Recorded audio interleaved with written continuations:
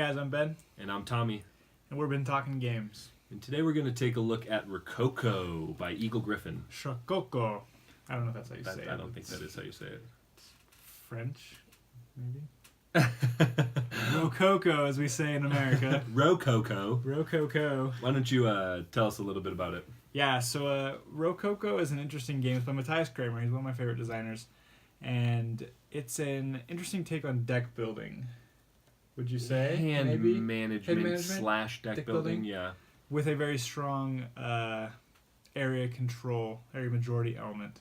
So the way the game is played is it's played over 7 rounds, and each round you're going to select 3 cards from your deck, so to speak, that you're going to use that round. Each card is essentially a worker. Mm-hmm. There's 3 tiers of workers. You have apprentice, and then journeyman, and then like a master. Yeah. And based on the worker that you choose, you're going to be able to have access to different actions that are going to correspond with places on the board. For example, the apprentice is fantastic at acquiring goods, both different bales of silk and thread and lace, but he's not able to hire, he's not able to make dresses, and so there's a slight worker placement-esque feel as you're selecting your workers. Yeah. The different cards will give you a bonus action as well, and you're going to choose these 3 cards, play them in the order that you prefer, collecting different sewing materials, I guess we'll call it, not building materials, sewing materials. It's a very interesting take on a typical Euro game. But you're collecting these different sewing materials to then turn into dresses, which you will then place out and populate the halls of this king's castle. And as you're doing so, you're trying to win majority, and there are different decorations, rooms, and the different rooms have the different number of spots available, and then there's point. Would you call it a point salad game? I don't know. No, not really. No? I don't think there needs to be more ingredients to a salad to be able to call it a salad. I prefer mine salads with lettuce. If you just have lettuce and tomatoes, I feel like that's not really a salad. That's no.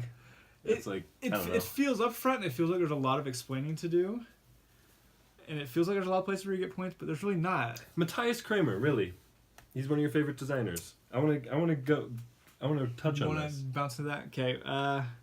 Another game of his that I thoroughly enjoy is Glenmore. Okay, yeah, you do really like Glenmore. I love Glenmore. It's also a great game. Also a great game. Yeah. Another one of his that we have played that I think I was a little more fond of than you were is Helvetica. Did not like that game. You did not, I know, but no. I thought it was interesting. And then another one of his that I'm dying to try is Crosswagon. That also looks very interesting. It borrows a few things from Glenmore. I don't know what that is. But yeah, what did you think? I bought it. I proposed it to you. I'll tell you this how I felt buying it. But had you heard about it? Did you know anything about it? Yeah. I this one and Pret-a-Porter were 2 games. Excuse me, 2 games that I were interested in playing because of the theme. I don't care for. I'm going to say this and it's going to sound weird. I don't care for theme, no. And what I mean by that is the theme I don't think will turn me off. If there's a theme that seems interesting or a theme that is overused, I'll try it regardless. Mm-hmm. And if the theme works, it works. I think that this game, the theme is thin, right? Like, you could have done this with almost anything. Yeah. But they chose to do the dresses, and I appreciate that because it's different. Well, now, speaking of thin theme, we thought this would be a fun game to play with our wives, right? Yeah. Because both love to sew. They're both very crafty. And we sat down and we're like, so do you feel like you're making dresses? And I don't know about Leah, but McKenna said that she felt like she was actually... No, she didn't. Oh, okay. I was like, really? She felt like she was sitting down sewing. No. Yeah. But she actually really enjoyed it. Yeah, it's an interesting theme, but I feel like it, like you said, you could do it with most anything. It's not... Yeah, no, it's specific to the theme. If you're looking for a game that feels like dressmaking, avoid this game because this is not that game. If you're looking for that game, design it because I don't know if it's out there. But this is a good game. This is actually a really good game, and it's a unique take on area control that's not. And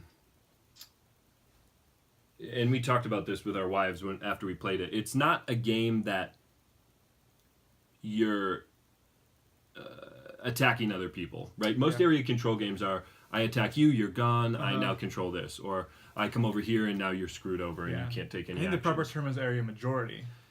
Fine. Within this game, right? Sure. Because I know there's a little bit of a debacle between control the majority, but you just want the majority.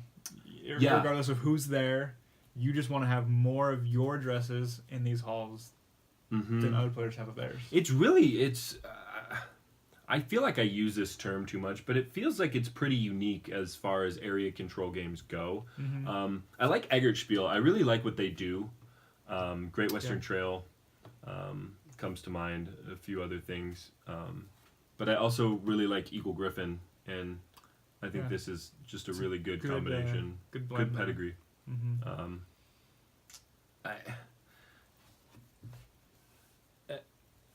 There are a few things that I don't know if I love about the game. The game is very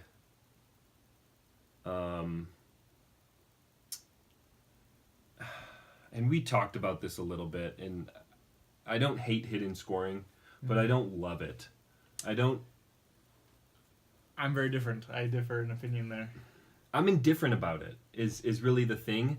And half of the time it can bug me, half of the time I really like it because you're not worrying about it. Now, this is a game where you're actually getting stuff throughout the game, so you kind of know what's happening. Yeah. Whereas maybe a game where you don't tally everything up until the end. But there are very few points we had during the game. This is true. There's not everybody very will get few points. cards that allow you to do that. Yeah. I don't know. In a game like this, that's a heavy Euro, and I feel like I'm being hypocritical because I love Five Tribes. We just played Five Tribes today, and it's the same situation more or less. Seven Wonders is another one where it's more or less hidden scoring. The thing I enjoy about hidden scoring is sometimes you have those games where you got the track going on the board, and halfway through the game you're far enough behind. You feel like you're out of it. Yeah. You check out of the game. You no longer feel a reason to compete. Who wants to compete for third and fourth place, right? But I don't think that this is a game where that would happen, right? Because it is endgame scoring, but let's take Hansa Teutonica, for example.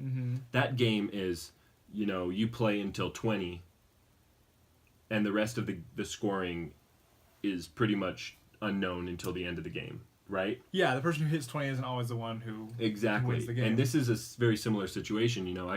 I can move along the track, but not win because, like you said, there's very few points to be had throughout the game.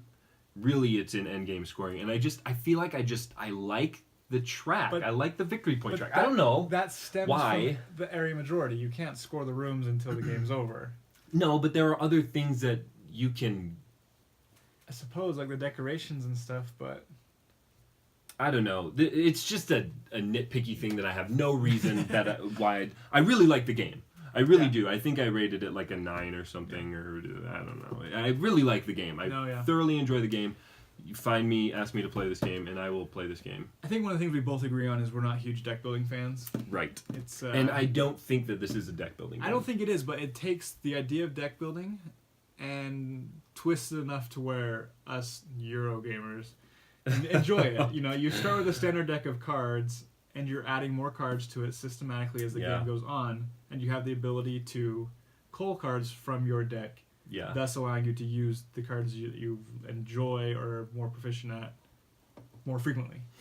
So it has the mechanics of a deck building game. I think I prefer the term hand management when it comes to this game, just because you're not top decking cards, right? You grab the cards that you get each turn, and you pick the 3 that you want to use. But it is still your deck. You have a deck. I understand. No, I understand. I think I prefer hand management over deck building, because just when it comes to deck building, I think more of top decking or drawing from a deck. You still have that exhaust mechanic where you have to go through the whole deck, if you will, before you can go back through your old stuff. It's very similar to a game like Concordia, like Viral games that you start with a standard deck and you're adding cards to it, but the majority of the play comes from managing your hand. Yeah. It's the order in which you play the cards, it's how many you keep in your hand, it's the cards that you choose to add. But like I said, for me it's leaps and bounds better than a deck building. Right, and I think for me that I agree, by the way. but I think that's because I associate it more, like I said, with a hand management game than I do a deck building game, like I would Concordia. Which I consider a deck building game. Do you? I do. Yes. That's for another time. Just like Orleans is a deck building game. It's a pool building back game. A pool of chips in your bag. Anyways, tune in soon for a top 5 deck building games that aren't even deck building games because we don't like deck building. Oh man. Anyways, don't be put off by the cover. Try the theme. And for people who don't try games because of the theme that it may be, give every game a shot. This is especially a really good game that I don't really feel gets a lot of love. No, yeah, I agree. It deserves more. It does. So if you see it in a local game store, give it a shot. Smiley senorita here a chance in your game collection. Look at her. I wish I had some sort of like good pun, like give it a so. But it's so good, guys. Gosh. And that's all for today. Thanks for tuning in. Bye. All right, go ahead.